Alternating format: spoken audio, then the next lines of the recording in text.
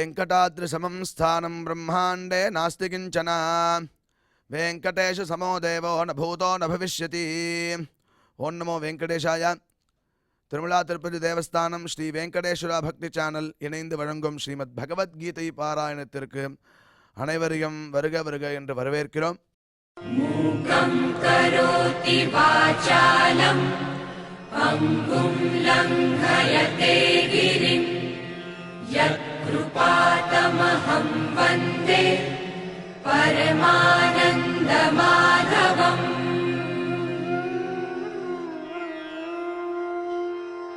करारविन्देन पदारविन्दम् मुखारविन्दे विनिवेशयन्तम् वटस्य पत्रस्य पुटे शयानम् बालं मुकुन्दम् मनसा स्मरामि.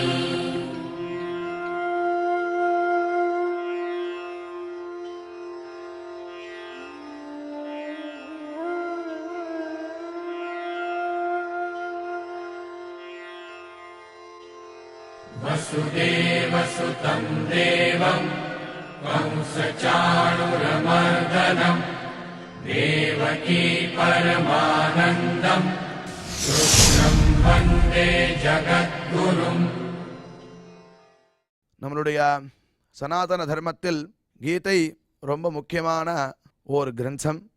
அதனுடைய மகாத்மியத்தில் கீதாத்யயன சீலஸ்ய பிராணாயாம பரஸ்ய ச நைவ சந்தகி பாபானி பூர்வஜன்ம கிருதானிச்சா அப்படின்னு மகாத்மியத்தில் சொல்லப்பட்டிருக்கு. கீதையை எவன் ஒருவன் அத்தியனம் செய்துட்டா இருக்கானோ அது ஒன்று இல்லாமல் பிராணாயாம பரஸ்யச்ச பிராணாயாமம் எவன் ஒருவன் செய்து கொண்டே இருக்கிறானோ நைவ சந்தகி பாப்பானி பூர்வஜன்ம கிருதானிச்சா அவனுக்கு பாபமானது போகிறது அப்படின்னு மகாத்மியத்தில் சொல்லப்பட்டிருக்கிறது.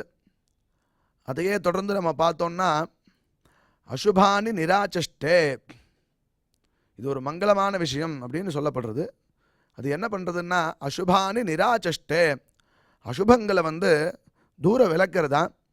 தனோதி சுபசந்ததிம் தனோதி வளர்க்கிறதா. ஒரு சுப சந்ததியை நல்ல விதமான செயல்களை நல்ல விதமான சந்ததியை தனோதி வளர்க்கறது கொடுக்கிறது அப்படின்னு அர்த்தம் பண்ணுறார். எதிரானா ஸ்மிருதி மாத்திரேன யத் பும்சாம் பிரம்மா தன் தத் மங்களம் விதுஹு அதே மங்களம் அப்படின்னு சொல்கிறார். ஸ்மிருதி மாத்திரேன யத் பும்சாம் அதை ஸ்மரிச்சாலே போதுமா முன்னாடி சொன்ன சுபசந்ததியை தரும். அசுபானி நிராச்சஷ்டே அசுபங்களை விளக்கக்கூடியதாக இருக்குது. அதுதான் பிரம்மா தத் மங்களம் விதுஹு அதுவே மங்களம்னு தெரிஞ்சுக்கோ அப்படின்னு இந்த பகவத்கீதையை மங்களமாகவும் எல்லாத்தையும் கொடுக்கக்கூடியதாகவும் வர்ணிச்சிருக்கா. அப்பேற்பட்ட இந்த பகவத்கீதைக்கு ஆரம்பிக்கிறதுக்கு முன்னாடி நாம் அனைவரும் குரு பிரார்த்தனை மற்றும் சங்கல்பத்தோட இந்த நிகழ்ச்சியை துவங்கலாம்.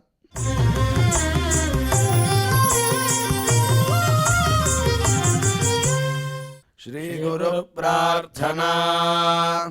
गुरुर्ब्रह्मा गुरुर्विष्णुर्गुरुर्देवो महेश्वरः गुरुः साक्षात् परं ब्रह्म तस्मै श्री गुरवे नमः.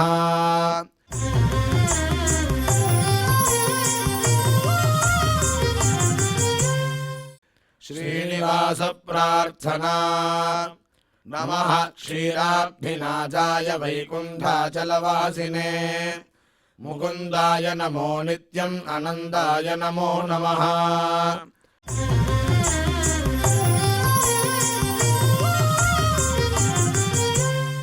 अथ श्रीमद्भगवद्गीता पारायण संकल्पः.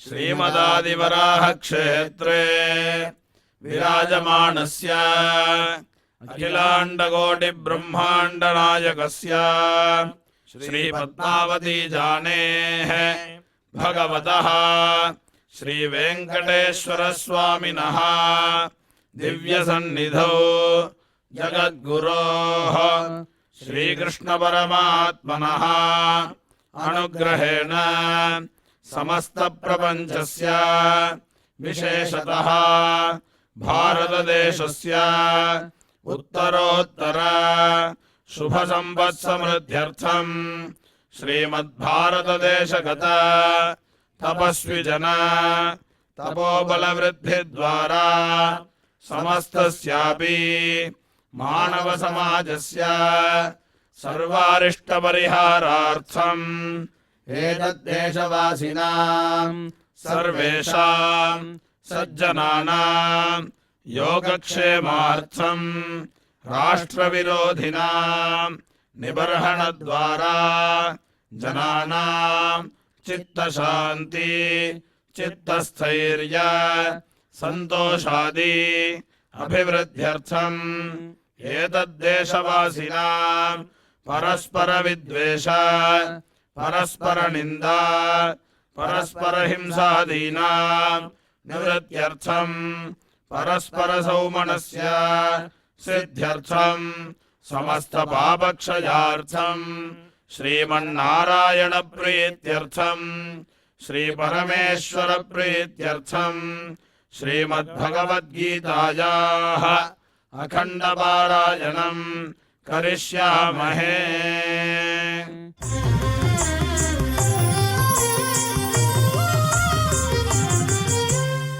श्रीगीता प्रार्थना श्रीवत्साङ्गं महोरस्कं वनमाला विराजितं शङ्खचक्रधरं देवं कृष्णं वन्दे जगद्गुरुम्।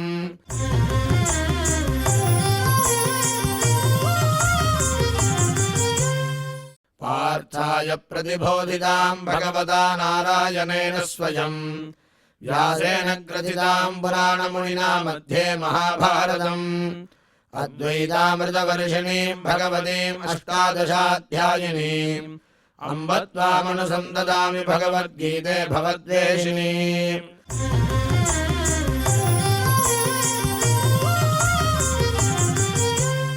श्रीवेदव्यास प्रार्थना व्यासं वसिष्ठनप्तारं शक्तेः पौत्रमकल्मषम् पराशरात्मजं वन्दे सुखदातं तपोनिधिम्।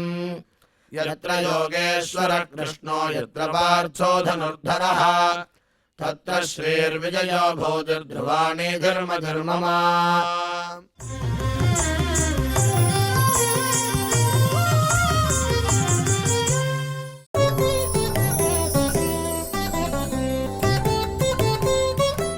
मम यो निर्महद् ब्रह्म तस्मिन् गर्भं दधाम्यहम् संभवः सर्वभूतानां ततो भवति भारत।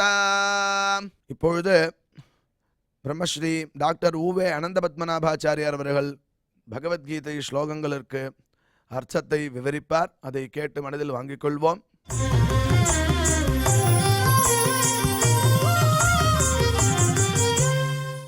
मम योनिर्महद्ब्रह्म तस्मिन् गर्भं दधाम्यहं संभवः सर्वभूतानां ततो भवति भारत। ओम नमो भगवते वेंकटेशाय। இந்த லோகத்தில் எல்லா பிராணிகளும் பிரகிருதி ஜீவன் இவற்றினுடைய ஒரு சம்பவம், ஒரு சேர்க்கை. அந்த சேர்க்கையினால்தான் இது அனைத்தும் உண்டாகிறது என்பது 13வது அத்தியாயத்தில் நிரூபிக்கப்பட்டது. அந்த சேர்க்கை இயற்கையாக உண்டார்தா அல்லது அதற்கு வேறு ஏதாவது காரணங்கள் இருக்கா என்றால் அது சேருவதற்கு காரணம் என்ன? சர்வேஸ்வரனான பகவானான என்னால் தான். இது சர்வேஸ்வரனான என்னால் தான் உண்டு பண்ணப்படுகிறது என்பதை இந்த ஸ்லோகத்தினால் பரமாத்மா காண்பிக்கிறான். 13வது அத்தியாயத்தில் சொல்லப்பட்ட ஸ்லோகம் யாவத் சஞ்சாயத்தே கிஞ்சித் சத்வம் ஸ்தாவர ஜங்கமம் க்ஷேத்திர க்ஷேத்ரஜ்ஞ சம்யோகாத் தத்வித்தி பரத ரிஷப. ஏ அர்ஜுனா, ஸ்தாவர சத்வம் ஸ்தாவர ஜங்கமம், ஸ்தாவரமாகவோ ஜங்கமமாகவோ கிஞ்சித் சத்வம் ஏதாவது ஒரு ஜந்து, ஸ்தாவரமாகவோ அல்லது ஜங்கமமாகவோ ஏதாவது ஒரு ஜந்து யாவத் சஞ்சாயத்தம் உண்டாகிறது. அதாவது ஒரு ஜீவாத்மாவுக்கு இந்த சம்பந்தம் ஏற்படுறது அந்த சம்பந்தம் ஏற்படுறது கூட வச்சுக்கலாம். தத்து க்ஷேத்திர க்ஷேத்ரஜ சம்யோகாத் அப்படின்னு தெரிஞ்சுக்கோ. க்ஷேத்திரன் க்ஷேத்ரஜன் இவற்றினுடைய சம்யோகம்தான். அதாவது ஆத்மாவுக்கும் அச்சேதனத்திற்கும் ஏற்படக்கூடிய ஒரு சம்பந்தம், ஒரு சம்யோகம். சம்யோகம்னா சேர்க்கை என்பதாக பொருள். க்ஷேத்திரம் க்ஷேத்ரஜ சம்யோகாத். க்ஷேத்திரனும் க்ஷேத்திரமும் க்ஷேத்ரஜமும் ஒன்று சேருவதினால்தான் உண்டாகிறது.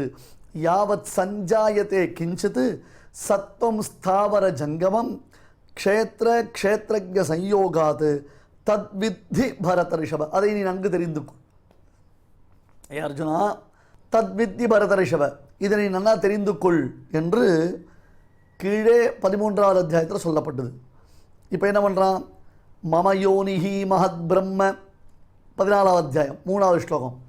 மம யோனிஹி மஹத் பிரம்ம தஸ்மின் கர்ப்பம் ததாம்யஹம் சம்பவ சர்வபூதானாம் ததோ பவதி பாரத.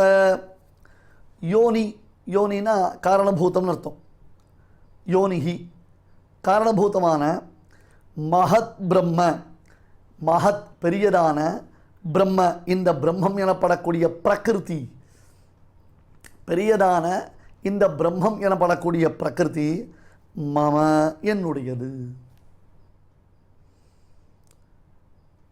க்ஷேத்திரமும் க்ஷேத்ரஜமும் ஒன்றாக சேருகிறது என்றால் அதற்கு காரணமும் நானே என்பதன்றோ இந்த ஸ்லோகத்தில் நிரூபணமாகிறது. அதை பெருமாள் எப்படி நமக்கு விவரணம் பண்ணுறான்? லோகத்திற்கு காரணமாகியும் மகத் பிரம்ம, பெருசு, பிரம்மம் பிருகதி பிரம்மயதி, பெரிதாயிருப்பது, பெரிதாக்குவது, இப்படியெல்லாம் பல அர்த்தங்கள் பண்ணுறான். பிரம்ம சப்தத்திற்கு எத்தனையோ அர்த்தம். அதுக்கு மேலே பரபிரம்மம்னா என்ன அர்த்தம்ன்றது தீர்மானம் பண்ண. பிரம்மசப்தேன ச சுபாவத்தா நிரஸ்த நிகில தோஷகந்தா எத்திர அனவதிகாரிஷய ஆனந்தம் பரபிரம்ம புருஷோத்தமஹா என்று சுவாமி ராமானுஜர் காண்பிக்கிறார். இப்போ சாதாரணமாக பிரம்மசப்தம்னா பிருகதி பிரம்மயத்தின்னு பெருசுன்னு ஒரு அர்த்தத்தில் வரும். பெருசு, பிரம்மாண்டமானது அப்படின்றதான அர்த்தத்தில் வருது. பிரகிருதி, அப்போ உலகத்திற்கு பெருசான பிரம்மம் எனப்படக்கூடிய பிரகிருதி இருக்கு. அந்த பிரகிருதி மம என்னுடையது. பிரகிருதிக்கு பிரம்மம்னு வேறு. அந்த பிரகிருதி ஆகிற பிரம்மத்தில் பரபிரம்மமானது தஸ்மின் கர்ப்பம் ததாம்யஹம், நான் அதில் கர்ப்பம் ததாமின்னு அர்த்தம் ஜீவராசியை அதில் சேர்க்கிறேன் என்று பொருள். ஒரு ஆண் பெண் சேர்க்கையினால எப்படி குழந்தை பிறக்கிறது? இது ஒரு அனாட்டமி மாதிரி நாம் பார்க்கணும். ஆஸ்திக்கத்தில் ஏன் இப்படி வரலாம் பேசுகிறார் அப்படின்னு நினைக்காதீங்க. அனாட்டமி மாதிரி பாருங்க. ஆண் பெண் சேர்க்கையினால் குழந்தை பிறக்கிறது. இதை வேதமே காண்பிக்கிறது. அப்ரம் பூத்வா மேகோ பவதி மேகோ பூத்வா பிரவர்ஷதி ஓஷதி ஸ்திலமாஷா ஜாயந்தே என்று ஜீவாத்மாவுடைய தேக சம்பந்தம் என்ன விதத்தில் அவனுக்கு உண்டாகிறது என்பதை வேதமானது வர்ணிக்கிறது. உபனிஷத் பாகமானது வர்ணிக்கிறது. ஒரு சமயத்தில் நாம் எடுத்த தேகத்தின்படி புண்ணிய பாபங்களை செய்கிறோம். அந்த புண்ணிய பாபங்களுடைய பலனை அனுபவிப்பதற்கு பிரகிருதி மண்டலத்தில் எத்தனையோ ஸ்தானங்கள் இருக்குது. பிரகிருத்தினா பூமின்னு மட்டும் கன்சிடர் பண்ணாதீங்க. பிரகிருத்தின்றது பிரம்மலோக பரியந்தம் பிரகிருதி. பிரம்மலோக பரியந்தம் பிரகிருதி. புண்ணிய காரியங்கள் பண்ணினோம்னா சொர்க்கம் போகிறோம், பிரம்மலோகம் போகிறோம், கைலாயம் போகிறோம். இந்த மாதிரி பல லோகங்கள் புண்ணியலோகங்கள் என்று சொல்லப்படுகின்றன. அந்த புண்ணியலோகங்களில் நமக்கு நாம் இதுவரையிலும் செய்த சத்காரியங்களுடைய பலன் அனுபவிக்கப்படுகிறது. இப்போ இங்கே பூமியில் இருக்குச்சுக்கோங்க, இந்த பூமி தான் புண்ணியம் பாப்பம் ரெண்டுத்துக்கும் அனுபவமாக இருக்குது. மேலே போனோன்னா நரகம்ன்றது பாப்பத்திற்காகவும் சொர்க்கம்ன்றது புண்ணியத்திற்காகவும் ஏற்பட்டது. பூமி மட்டும்தான் சொர்க்கம் நரகம் என்பதாக ரெண்டுத்தையும் கலந்து பாப்பத்தினுடைய பலனை அனுபவிக்கிறோம், புண்ணியத்தினுடைய பலனை அனுபவிக்கிறோம். எப்படி பாப்பத்தினுடைய பலன் எப்படி அனுபவிக்கிறோம்னா வியாதிகள் வருது, எத்தனையோ மனசில் சமங்கள் ஏற்படுது, எத்தனையோ கஷ்டங்கள் நமக்கு உண்டாருது. வியாதி விபத்துக்கள் ஏற்படுகின்றன, மரணங்கள் அதிகமாக ஏற்படுகின்றன, வெள்ளம் புயல் மழை ஏற்படுகிறது, உறவுகள் பிரிகின்றன. எவ்வளோ கஷ்டங்கள் இருக்குது. சொல்லிக்க முடியாத கஷ்டங்கள், சொல்லக்கூடியதான கஷ்டங்கள்னு பார்க்குறோம். இதெல்லாம் பாபத்தினுடைய பலன்தான். ஏன் நமக்கு வியாதி வருது? ஜன்மாந்தர கிருதம் கர்ம வியாதி ரூபேண பாதத்தே. ஜன்மாந்தர கிருதம் கர்ம வியாதி ரூபேண பாதத்தே. பல ஜன்மாக்களில் நாம் செய்திருக்கக்கூடிய புண்ணியபாப ரூபமான கர்மாக்கள், இந்த இடத்துல பிரதானமாக பாபம் நமக்கு வியாதியாக வருது. உடம்பு சரியில்லாமல் போகிறது. சில பேருக்கு தீரா வியாதின்றா, சில பேருக்கு அப்பப்போ வருது அப்பப்போ போகிறதுன்றா. தலைவலின்னு ஒருத்தருக்கு வருது, திடீர்னு வருது தலைவலி வந்தால் தாங்கவே முடியல அவரால். சில பேருக்கு வீசிங் வருது. அந்த மாதிரி எவ்வளோ, இதெல்லாம் ஒரு திருஷ்டாந்தம், ஒரு எக்ஸாம்பிள். அப்பப்போ 1 2 சொல்லலாமே தவிர்த்து இதெல்லாம் சொல்லிகிட்டே இருந்தால் எவ்வளோ வேணால் சொல்லிகிட்டே தான் இருக்கலாம். அந்த மாதிரி சொர்க்கமோ நரகமோ ஏதோ ஒரு லோகம் இருக்குது. அந்த சொர்க்க நரகாதி லோகங்களில் பண்ணி பாபங்களை அனுபவித்த உடனே தேவர்கள் அங்கேருந்து நம்மளை மேகத்தின் வழியாக பூமிக்கு அனுப்புகிறார்கள். அப்ரம்பூத்வா மேகோ பவதி மேகோ பூத்வா பிரவர்ஷத்தின்னு மேகத்திலேருந்து மழை பொழியிறது. அந்த மழை துளியில் நாம் கலந்திருக்கிறோம். அந்த மழை துளியில் கலந்திருக்கக்கூடிய நாம் பயிர் பச்சைகளாக முளைக்கிறோம், ஸ்தாவரங்களாக முளைக்கிறோம். அதை ஒரு மாடு சாப்பிட்டதுன்னா என்ன ஆகும்? அல்லது அது ஒரு விஷச்செடியாக பிறந்ததுன்னா என்ன ஆகும்? அந்த ஜீவாத்மா அங்கே இருப்பான். ஒரு மாடு சாப்பிட்றது, அந்த மாடு சாப்பிட்டா அந்த மாட்டினுடைய வயிற்றிலேயே இவன் கன்றுக்குட்டியாக பரிணமிப்பதற்கு வாய்ப்புகள் உண்டு.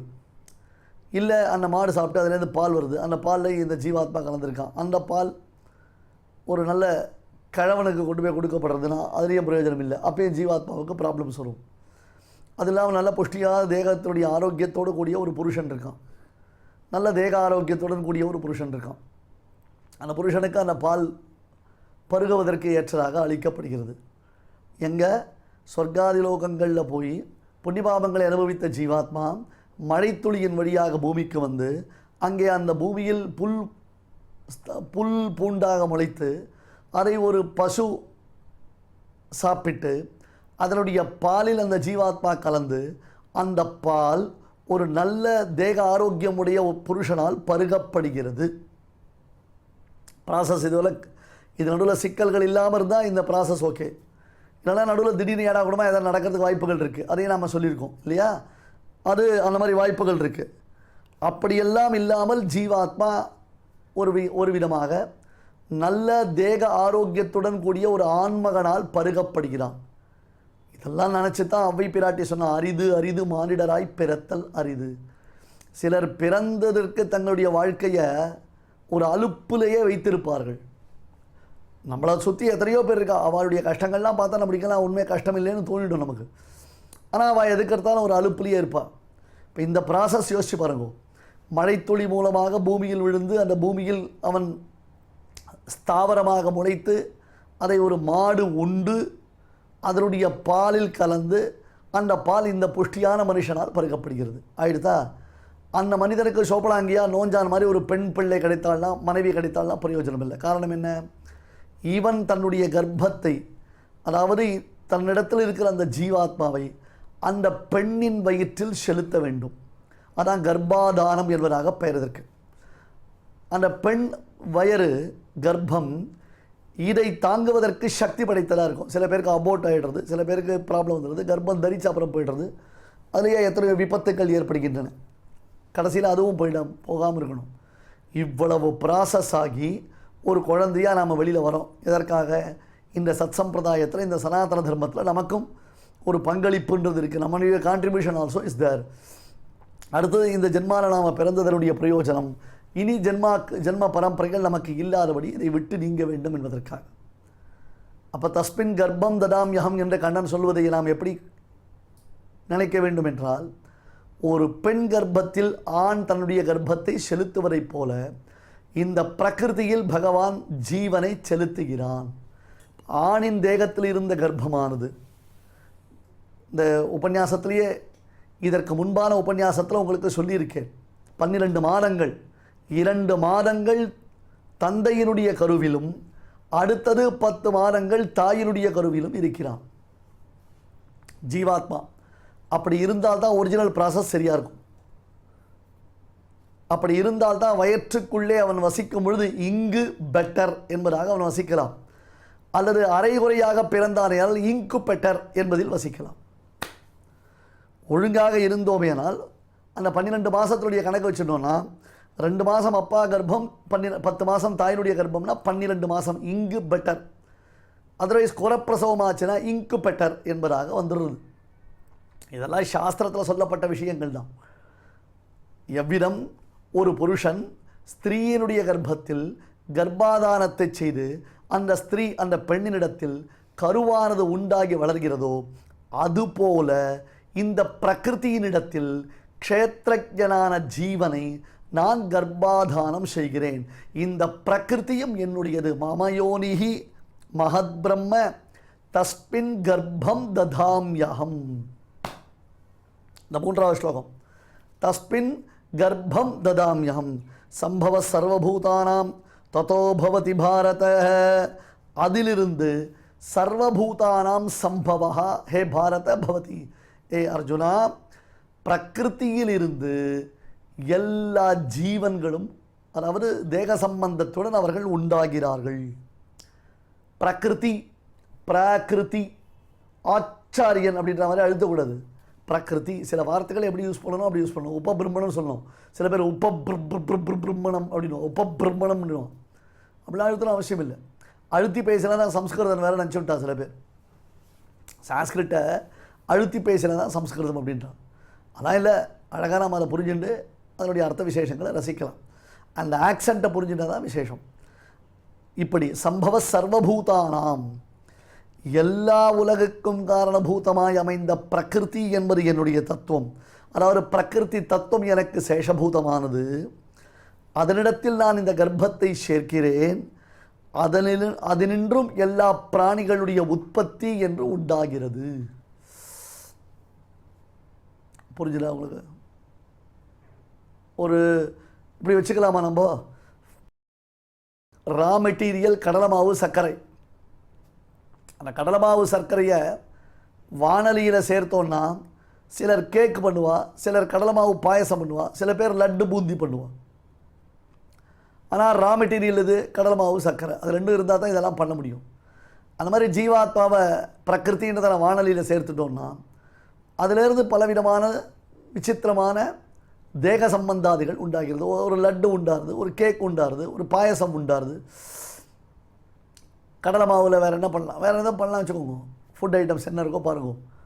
அந்த மாதிரி விஷயங்கள் வருகின்றன. சத்துவம் முதலியான குணங்கள் நம்முடைய பந்தத்திற்கு எப்படி காரணமாகுது? இப்போ ஒரு பெரிய கேள்வி இந்த இடத்துல சுவாமி ராமானுஜர் தான் அந்த கேள்வி கேட்குறார். இந்த 14வது அத்தியாயத்தின் பெருமை என்ன? கவனிங்கோ, ரொம்ப நல்லா ஷார்ப்பாக கவனிங்கோ, அப்போ தான் புரியும். ஏற்கனவே நடுவில் நிறைய மிஸ் ஆகிருக்கு அப்படின்னா சுத்தமாக புரியவே புரியாது. 13வது அத்தியாயத்திற்கும் 14வது அத்தியாயத்திற்கும் என்ன சங்கதி? சங்கத்தினா தொடர்பு என்ன? 13வது அத்தியாயம் க்ஷேத்ரஜ விபாகம் சொல்லப்பட்டது. க்ஷேத்திரம் என்றால் பிரகிருதி, க்ஷேத்ரஜன் என்றால் ஜீவாத்மா. இவா ரெண்டு பேருக்குள்ள இருக்கிற வித்தியாசங்கள் இந்த 13வது அத்தியாயத்தில் காண்பிக்கப்பட்டன. அந்த 13வது அத்தியாயத்திலேயே பிரசங்காத்து முக்குணங்களினுடைய பெருமை சொல்லப்பட்டது. அந்த முக்குணங்கள்லாம் என்னன்றதை சொன்னார்.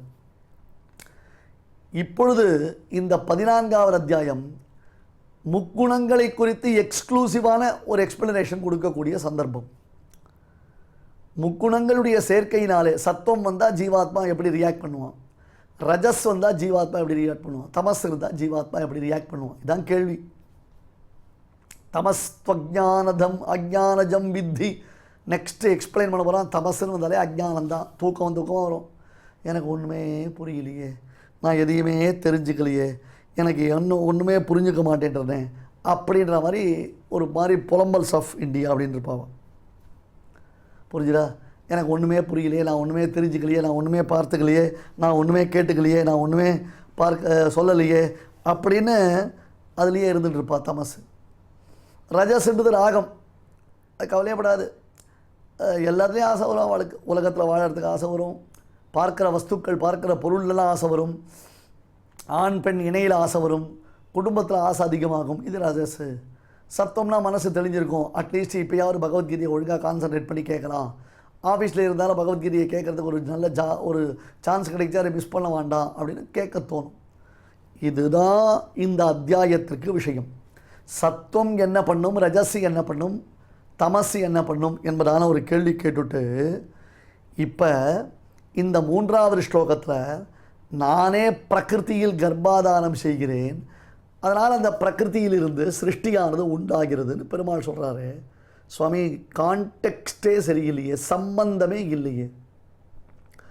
3 குணங்களை குறித்து பேச வேண்டிய இடத்தில் இவ்விதமாக பேசினால் அது சம்பந்தத்தை ஏற்படுத்தவில்லையே, சம்பந்தமே இல்லையே. இந்த ஸ்லோகம் அதை எக்ஸ்பிளைன் பண்ணலையே. நான் என்ன எக்ஸ்பெக்ட் பண்ணுறனோ அதை இந்த ஸ்லோகமானது எக்ஸ்பிளைன் பண்ணலையே இல்லையா அப்படின்னு ஒரு கேள்வி வரும். அந்த கேள்விக்கு ரொம்ப அழகாக நம்முடைய ஆச்சாரியர்கள் எக்ஸ்பிளனேஷன் கொடுத்துருக்கான். அதை அழகாக விவரணம் பண்ணி ஆன்சர் பண்ணியிருக்கான். இந்த ஸ்லோகம் நீ நினைக்கிற மாதிரி சத்துவம் ரஜஸ் தமசு முதலான முக்குணங்களின் சம்பந்தத்தை விவரிக்க போகலை, அது விவரிக்கலை, இது எக்ஸ்பிளைன் பண்ணல. ஆனால் குணங்கள் அப்படின்றது இருக்கு இல்லையா, அந்த குணங்கள் என்பது பந்தத்திற்கு காரணபூதமாய் அமைந்திருக்கின்றன. இப்போ இந்த குணம் உனக்கு எதனால் ஏற்பட்டது கவனிங்கோ. இந்த குணம் உனக்கு எதனால் ஏற்பட்டது அப்படி கேட்டால் தேக சம்பந்தத்தினால் ஏற்பட்டது, அதாவது பிரகிருத்தியினுடைய சம்பந்தத்தினாலே ஏற்பட்டது. இப்போ குணசம்பந்தத்திற்கு எது காரணம்?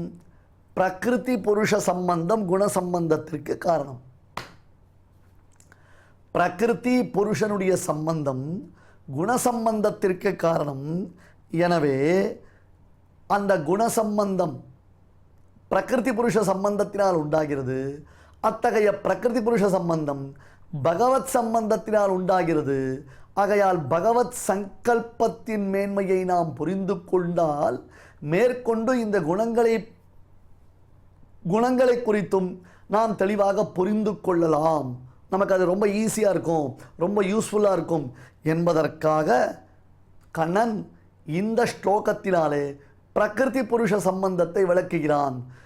ஏவஞ்ச குணங்களுடைய சம்பந்தம், குணங்களால் உண்டாகக்கூடிய விளைவுகள் என்ன என்பதை விளக்க வந்ததாக இந்த அத்தியாயமானது இருப்பினும் தற்பொழுது மமயோனிர் மகத் பிரம்ம என்னும் ஸ்லோகத்தினாலே பிரகிருதியில் தான் கர்ப்பாதானம் செய்கிறேன் என்று சொன்னதினுடைய தாத்பரியம் இது எல்லாம் பகவத் சங்கல்பம், பகவத் சங்கல்பத்தினால் தான் இவை அனைத்தும் உண்டாகின்றன என்று நாம் தெளிந்து கொள்வதற்காக. அடுத்தது மகத் மமயோனிர் மகத் பிரம்ம அப்படின்னு சொன்னோம் இல்லையோ. பிரம்ம சப்தம் நமக்கெல்லாம் தெரிஞ்சது, பிரம்மம்னா பரபிரம்மம் தான். கீழே பார்த்துருக்கோம். பிரம்ம சப்தம் ஜீவனை குறிக்கிறது, பிரம்ம சப்தம் பிரகிருத்தியை குறிக்கிறது, பிரம்ம சப்தம் பரபிரம்மத்தை குறிக்கிறது. எந்த லாங்குவேஜ் இருந்தாலும் சரி, ஒரு வார்த்தையை ஒரு கான்டெக்ஸ்டில் நாம் யூஸ் பண்ணினோன்னா அதே பிடிச்சது தொங்கக்கூடாது. ஹரிஹி அப்படின்னா சிங்கம்னு பேர், குரங்குன்னு பேர், சூரியனுக்கு பேர், இந்திரனுக்கு பேர், திருமால் என்று பெயர், தவளைன்னு பேர். இப்போ ஹரிஹி சௌக்கியமா அப்படின்னு கேட்டால் என்ன பார்த்து என்ன சொல்கிறார் அவர்? குரங்கே சௌக்கியமானு கேட்குறாரா, நரியே சௌக்கியமானு கேட்குறாரா, தவளையே சௌக்கியமானு கேட்குறாரான்னு யோசிக்கக்கூடாது. ஹரிஹின்றது ஒரு மரியாதை வச்சனம், ஒரு பூஜா வச்சனம். ஹரிஹி சௌக்கியமாக இருக்கேடா அப்படின்னு கேட்டால் அர்த்தம் விஷ்ணு பக்தரே சௌக்கியமா அப்படின்னு அர்த்தம். புரிஞ்சுண்டு நாம் எல்லாத்தையும் யோசிக்கணும். எதையோ யோசிச்சுட்டு எதையும் புரிஞ்சுக்காம நாம் திண்டாடக்கூடாது. ஆகையால் பிரம்ம சப்தம் என்பது இங்கே எதை சுட்டி காட்டுகிறது? இங்குள்ள பிரம்ம சப்தம் மிகப்பெரியதான பிரகிருதி. அப்புறம் மகத்து முதலான பிராகிருதங்களான அச்சேதன திரவியங்களுக்கெல்லாம் காரணபூதமாய் விரஜாநதிக்கு கீழே எங்கும் பரவியிருப்பது பிரகிருதி மண்டலம். மீண்டும் கவனத்தில் வைத்துக் கொள்ளுங்கள், பிரகிருதி என்றால் பூமி பரப்பு மட்டும் அல்ல. பிரகிருதி என்பதற்கு பூமி பரப்பு மட்டும்தான் என்று நீங்களாக மனதில் எண்ணி வைத்துக்கொண்டு பிரகிருதினா பூமி பூமின்னு சொல்லக்கூடாது. நிறைய பேர் சொல்கிறா பாருங்கோ, ஜீவாத்மா அப்படி கேட்டால் உயிருடையவன்றா. ஜீவாத்மா என்றால் அறிவுடையவன் அர்த்தம், உயிருடையவன்றதான வார்த்தையை யூஸ் பண்ணக்கூடாது. ஜீவன் என்றால் உயிர் அர்த்தம் இல்லை ஜீவாத்மா சப்தத்துக்கு.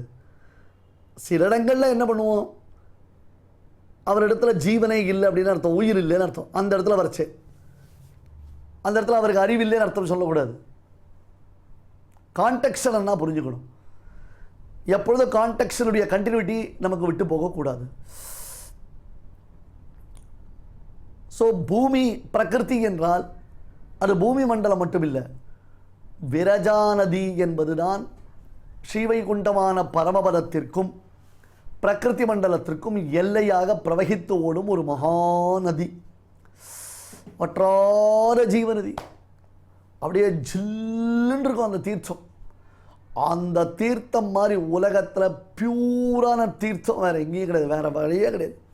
நீங்கள் அமேசான் காட்டில் மனிதர்கள் காலடிப்படாத ஒரு இடத்துல போய் இருந்து அங்கே ஒரு வாட்டர் ஃபால்ஸ் இருக்குது, அந்த தீர்த்தம் தான் உலகத்திலேயே பெஸ்ட்டு அப்படின்னு சொன்னால் கூட விரஜா நதிக்கு ஈடு உலகத்தில் எதுவுமே கிடையாது. விரஜா பிரவாகத்திற்கு ஈடு எதுவும் கிடையாது. அந்த விரஜா பிரவாகத்தின் ஒரு கரையில் வைகுண்ட லோகமானது அப்ராகிருத லோகம் விளங்குகிறது. மற்றொரு கரையான இந்த பாகத்திற்கு பிரகிருதி மண்டலம் என்பதாக பெயர். அங்கேருந்து ஆரம்பிக்கிறது பிரகிருதி. விரஜா நதிக்கு இந்த கரையிலேருந்து ஒரு பவுண்டரி, ஒரு மேப் ஆரம்பிக்கிறது. அந்த மேப் எப்படி இருக்குது? கம்ப்ளீட்டாக அது எதை காமிக்கிறது? பிரகிருதி மண்டலத்தை காமிக்கிறது. இப்போ ஏவஞ்ச அந்த பிரகிருதி மண்டலம் எங்கும் பரவி இருக்கோ இல்லையோ, விரஜாக்கு கீழே இருக்கோ இல்லையோ, அதுதான் பிரம்மாண்டம்னு சொல்கிறோமோ இல்லையோ.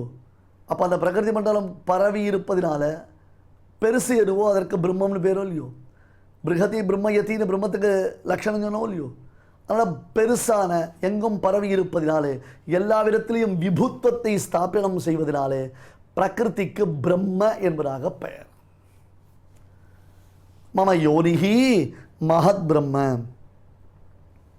தஸ்மின் கர்ப்பம் ததாமி இதஸ்தொன்யாம் பிரகிருதிம் வித்திமே பராம் ஜீவபூதாம் மகாபாஹோ ஏயம் தாரியத்தே என்று இந்த சமஷ்டி, ஜீவ சமஷ்டி, அந்த ஜீவ சமஷ்டி தான் பிராணிகளுக்கெல்லாம் பீஜம்.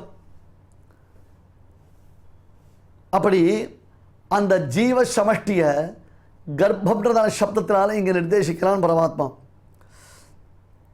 பூமியில் விதைகளை ஊன்றுவதைப் போல பிரகிருதியில் ஜீவனை பகவான் ஊன்றி வைத்து அவன் சுகதுக்கங்களை அனுபவிப்பதற்கு போகஸ்தான பூதமாய் இருக்கக்கூடிய பிரகிருதியில் போக்தாவான ஜீவனை பகவான் சேர்க்கிறான். இதான் தாத்பரியம். அது யாருக்கு? யாரோ சில பேருக்கு மட்டும்தான். சர்வபூதானாம் பகவத் சங்கல்பத்தினாலே பிரம்மாதி ஸ்தம்ப பர்யந்தம். ஸ்தம்பம்னா இந்த கான்டெக்ஸ்டில் நீங்கள் பில்லர்னு மீனிங் பண்ணிக்காதீங்கோ. ஸ்தம்பம்ன்றது it is a tiny insect. உலகத்திலேயே முதலில் சிருஷ்டிக்கப்பட்ட ஒரு உயிரினம். அமீபாவா என்னமோ சொல்கிறாரு சயின்டிஸ்ட்லாம், அமீபா தான் இருக்கு பேர். அந்த மாதிரி இருக்கிறதுக்கு ஸ்தம்பம்னு பேர். அப்படி உலகத்தில் பிரம்மாண்டமாக, அதாவது எல்லா விதத்துலையும் மேன்மை வாய்ந்த ஒரு உயிரினம் படைக்கப்பட்டது என்றால் அது பிரம்மா. உலகத்தில் தகுதியே இல்லாத ஒரு உயிரினம் படைக்கப்பட்டது என்றால் அது ஸ்தம்பம். பிரம்மாலேருந்து ஸ்தம்ப பர்யந்தம், அந்த பிரம்மாலேருந்து ஆரம்பித்து இந்த பூச்சி இருக்கே நீர்ப்புழு, ஸ்தம்பம்னா அது ஒரு டைப் ஆஃப் பூச்சி. அந்த பூச்சி பர்யந்தம் கர்ம பாஷ பிரகிரதிதாக இவா எல்லாரும் கர்மபந்தத்தில் பிணைக்கப்பட்டிருக்கிறார்கள். அதனால் பிரம்மாலேருந்து ஆரம்பித்து சிறிய புல் வரை எல்லாம் பகவத் சங்கல்பத்தினால் உண்டாருது. இப்போ பிரம்மா மூலமாக சில சிருஷ்டிகள் நடைபெறுகிறதுனா கரெக்டு, பிரம்மா மூலமாக சில சிருஷ்டிகள் நடைபெறலாம். ஆனால் பிரம்மாவுக்கு சிருஷ்டி யார் பண்ணுவா? பிரம்மாவுக்கு சிருஷ்டி எப்படி ஏற்பட்டது? அந்த கேள்வி வருமா இல்லையோ? இதுக்கு பெருமாள் தன்னுடைய சங்கல்பத்தினாலேன்னு வர்ணிக்கிறான். மமயோ நிர்மஹத் பிரம்ம தஸ்மின் கர்ப்பம் ததாம்யஹம் சம்பவ சர்வபூதானாம் ததோ பவதி பாரத. ஸ்ரீமதே பகவதே பாஷ்யகாராய நமஹ. இப்பொழுது அடியேன் சொல்கிறத எல்லாரும் திருப்பி சொல்லுங்க. மமயோ நிர்மஹத் பிரம்மா மமயோ நிர்மஹத் பிரம்மா தஸ்மின் கர்ப்பம் ததாம்யஹம் தஸ்மின் கர்ப்பம் ததாம்யஹம் சம்பவ சர்வபூதானாம் சம்பவ சர்வபூதானாம் ததோ பவதி பாரத. ததோ பவதி பாரத. இப்பொழுது நாம் அனைவரும் சேர்ந்து பாராயணம் செய்யலாம்.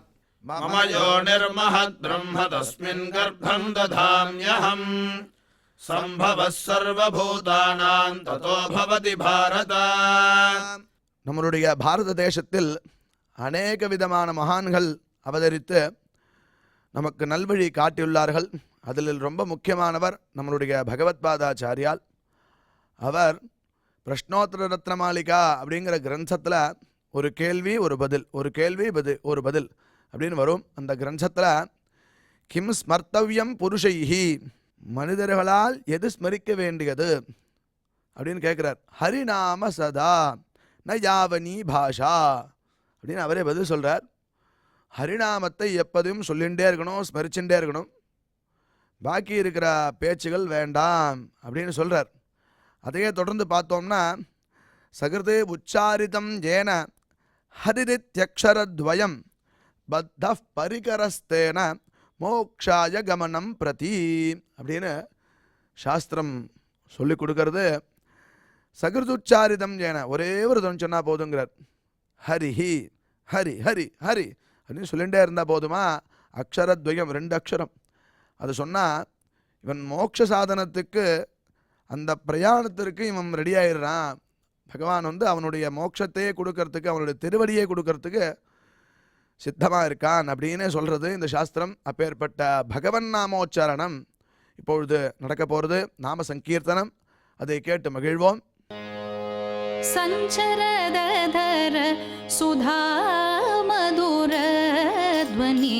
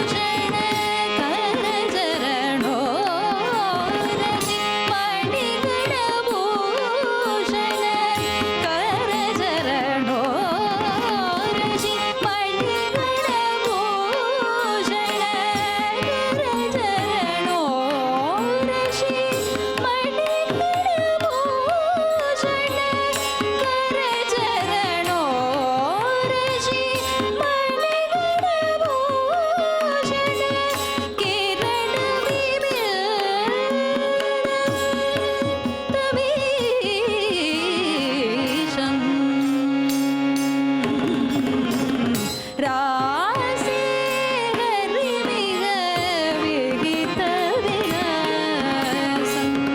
रासे हरिमिह विहितविलासं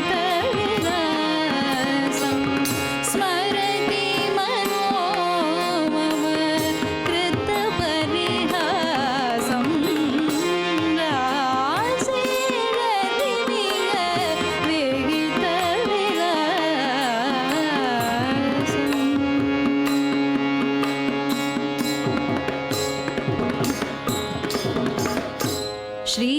श्रीजयदेव बणितमति सुन्दर श्रीजयदेव बणितमति सुन्दर श्रीजयदेव बणितमति सुन्दर मोहन मधुरिपूरूपम् श्रीजयदेव भणितमति सुन्दर मोहन मधुरिपूरूपम् हरिचरण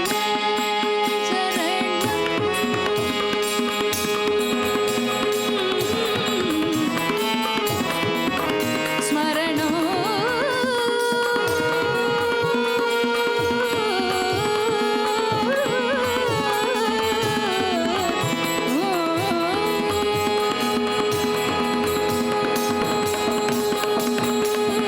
हरिचरण स्मरणं प्रति सम्प्रति हरिचरण स्मरणं प्रति सम्प्रति पुण्यवता मनोरूपं पुण्यवता अनुरूपं रासे हरिमिह विहितविलासं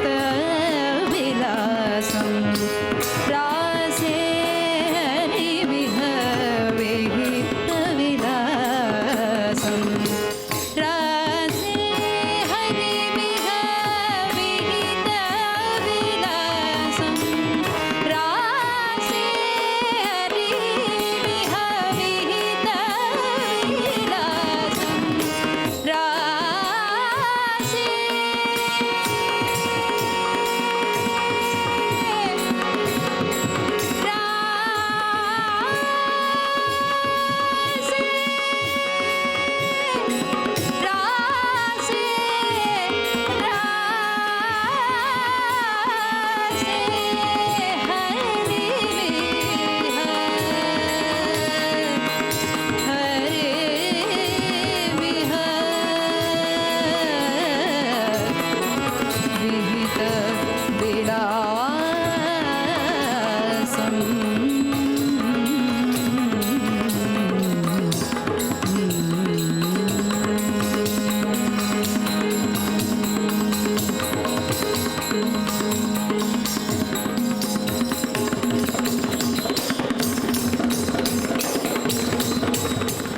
இந்த நிகழ்ச்சியில் இதுவரை நாம் செய்த பாராயணத்தில் ஏதேனும் அக்ஷர தோஷம் ஏற்படுத்தியிருந்தால் அதை நிவர்த்திக்கும் பொருட்டு பகவானிடம் க்ஷமா பிரார்த்தனை செய்வோம்.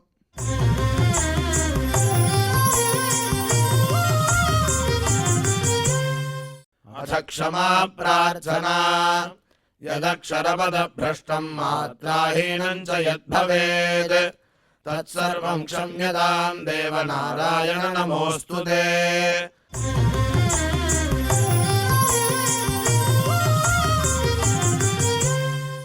अथ भगवत्समर्पणम् कायेन वाचा मनसेन्द्रियैर्वा बुद्ध्यात्मना वा प्रकृते स्वभावात् करोमि यद्यत् सकलं परस्मै नारायणायेति समर्पयामि।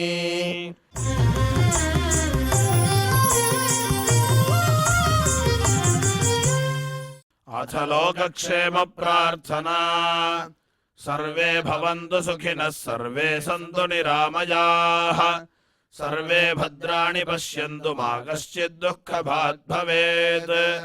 சுவாமியின் அருள் நாம் அனைவருக்கும் கிடைக்க வேண்டி மங்களாசாசனத்துடன் இன்றைய நிகழ்ச்சி நிறைவு பெறுகிறது. மீண்டும் இதே நிகழ்ச்சியில் நாளை சந்திப்போம். ஓம் நமோ வெங்கடேஷாய.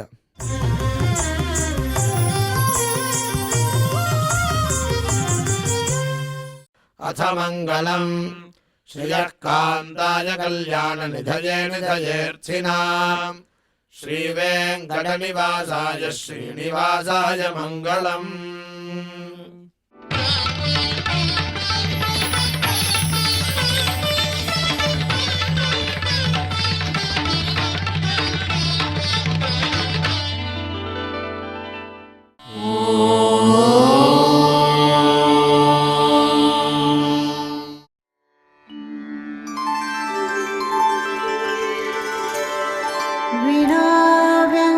विनाव्यङ्कटेशं ननाथो ननाथः सदा व्यङ्कटेशं स्मरामि स्मरामि.